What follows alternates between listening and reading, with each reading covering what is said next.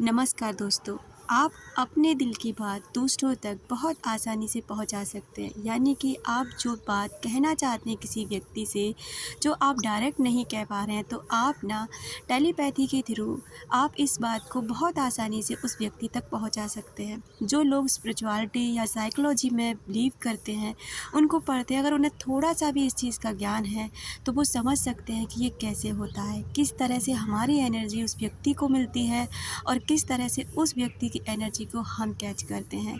क्योंकि हमारे आसपास जो हमारी ऊर्जा होती है, जो हमारा ऑरा होता है, वो इतना ज़्यादा पावरफुल होता है कि वो किसी भी चीज़ को बहुत आसानी से कैच कर लेता है। लेकिन ये ऑरा उन लोगों का ज़्यादा पावरफुल होता है जो व्यक्ति थोड़े से आध्यात्मिक में ज़्यादा इन्वॉल्व होते हैं। यानी कि वो बिलीव करते हैं, मेडिटेशन करते हैं, बहुत ही ज़्यादा पॉजिटिव रहते हैं और शांत स्वभाव के व्यक्ति होते हैं। क्योंकि उनकी जो छठी इंद्रिय होती है वो जागृत होती है, वो जानते हैं, वो समझ सकते हैं कि ये चीज़ें होती हैं।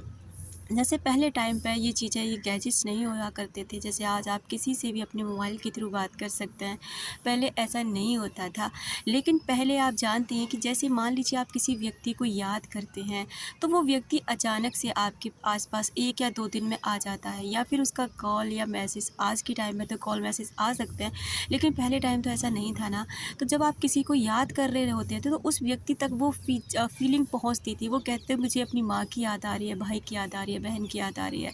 पहले टाइम में ऐसा होता था और वो लोग जाते भी थे मिलने के लिए, क्योंकि उन्हें फ़ील होता था कि उन्हें बहुत याद आ रही है, क्योंकि वहाँ से कोई व्यक्ति उनको याद कर रहा है। तो ये एनर्जी उन व्यक्ति तक पहुँचती है। तो यहीं अगर मान लीजिए कोई ऐसा व्यक्ति है जिससे आप बहुत समय से दूर हैं, या फिर आप नो कॉन्टैक्ट में भी हैं, या फिर उस व्यक्ति ने आपको ब्लॉक कर दिया है, वो व्यक्ति कैसा भी कोई भी हो लेकिन वो जानने वाला हो, तो आप उस व्यक्ति तक अपने दिल की बात बहुत आसानी से पहुँचा सकते हैं।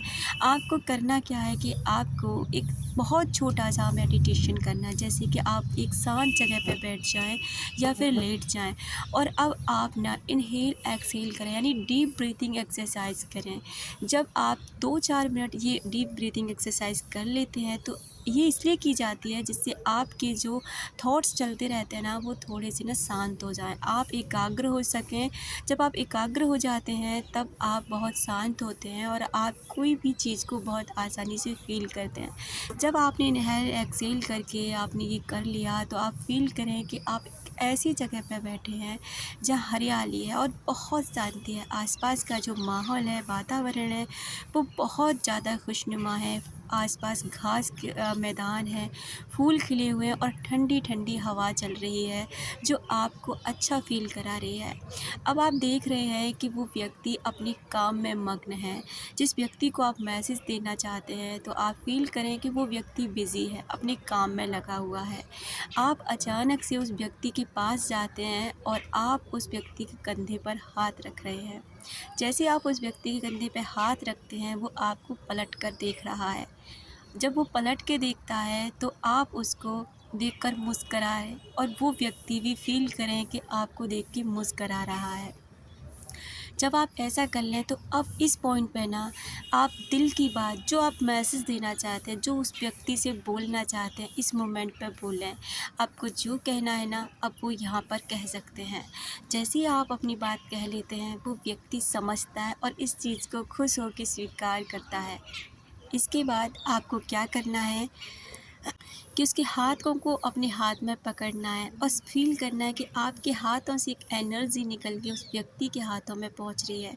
जब आप उसकी आंखों में देख रहे हैं, तो ये एनर्जी भी आपकी आंखों से निकल के उसकी आंखों में पहुंच रही है, और आपका ये मैसेज उस व्यक्ति मिल गया है, और आप मुस्करा के वहाँ से चल दें। आप पीछे मुड़ जाएं और अपनी उसी जगह पर आके वापस बैठ जाएं। आप इस चीज़ को, कुछ लोगों को इसका रिज़ल्ट बहुत जल्दी मिल जाता है, कुछ लोगों को थोड़ा टाइम लगता है। ये डिपेंड करता है कि आपका रिश्ता कितना बिगड़ा है, या किसी से नहीं बिगड़ा है तो उन लोगों को जल्दी रिज़ल्ट मिलता है, लेकिन जिनका थोड़ा सा नेगेटिव है उनको थोड़ा टाइम लगता है। आप चाहें तो इसको डेली कर सकते हैं, 3 दिन कर सकते हैं, 7 दिन कर सकते हैं, 11 दिन कर सकते हैं, या फिर आप 21 दिन तक आप इसको लगातार करने के बाद में इसको लेट गो कर दें। आप देखेंगे कि वो व्यक्ति आपसे कांटेक्ट करेगा ही करेगा। ऐसा होता है इन चीज़ों का प्रभाव। टेलीपैथी इतना पावरफुल मेथड है दोस्तों कि अगर आप इसे करते हैं ना तो आप रियल में बहुत ज़्यादा स्पिरिचुअल हो जाते हैं और अपनी कोई भी बात किसी भी व्यक्ति तक बहुत आसानी से पहुंचा सकते हैं और आपको इसका रिजल्ट मिलेगा ही मिलेगा।